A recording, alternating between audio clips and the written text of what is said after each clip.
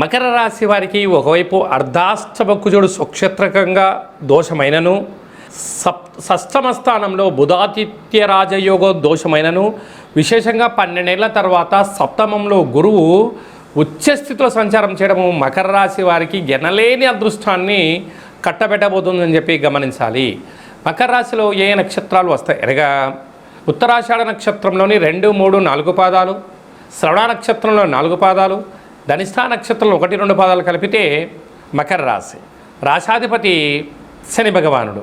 వీరికి ధన వాకు కుటుంబ స్థానంలో రాహు సంచారం చేయడము, తృతీయంలో శని సంచార స్థితి ఉన్నప్పుడు ఆధ్యాత్మిక చింతన, తల్లిదండ్రులు, గురువులు సత్ప్రవర్తన మీకు అదృష్టాన్ని ఆనందాన్ని కలిగిస్తుంది. సమయాన్ని ధనాన్ని దయచేసి వృధా చేసుకోవద్దు.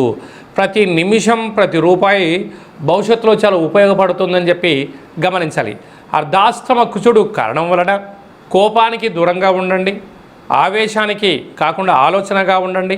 సత్ప్రవర్తనే జీవిత ధ్యేయంగా ఉండగలిగితే మీకన్నా అదృష్టవంతులు ఎవరు లేరు అని చెప్పి గమనించాలి. 6వ స్థానంలో బుధాదిత్య రాజయోగం ఉండడం వలన దయచేసి అప్పులు ఇవ్వద్దు, అప్పులు కూడా పుచ్చుకోవద్దు.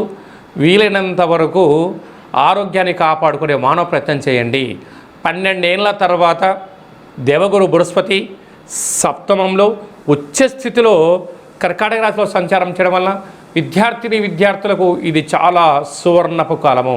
మంచి చదువులు, అభివృద్ధి, క్వాంటమ్, ఏఐ, సాఫ్ట్వేర్ లాంటి టెక్నాలజీ నేర్చుకోవడము, నూతనమైన పారిశ్రామిక రంగాలలో ఎంట్రీ అవ్వడము, వ్యాపార సామ్రాజ్యంలో తిరుగులేని చక్రవర్తులు అవ్వడము, నూతన రాజకీయాల రంగ ప్రవేశం చేయడం వలన విపరీతమైన అదృష్టం వీరి సొంతం కాబోతుంది.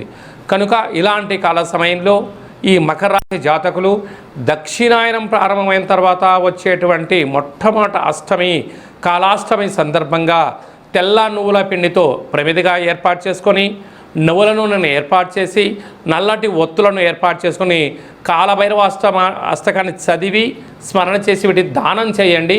అదృష్టం మకర రాశి వారి సొంతం. అలాగే మీ వ్యక్తిగత జాతకం తెలుసుకోవాలనుకుంటున్నారా? మీ యొక్క పేరు, పుట్టినటువంటి తేదీ, నెల, సంవత్సరం, పుట్టిన సమయం రాసి వాట్సాప్లో మీరు పంపించగలిగినట్లయితే 100 సంవత్సరాల జాతకాన్ని రాసి పంపించి మీరు పుట్టినప్పుడు గ్రహ గమనాలు ఎలా ఉన్నాయి, ప్రస్తుతం ఎలా ఉంటున్నాయి, భవిష్యత్తులో ఎలా ఉండబోతున్నాయో సవివరంగా సంపూర్ణంగా తెలియజేయడం జరుగుతుందని చెప్పి గమనించాలి.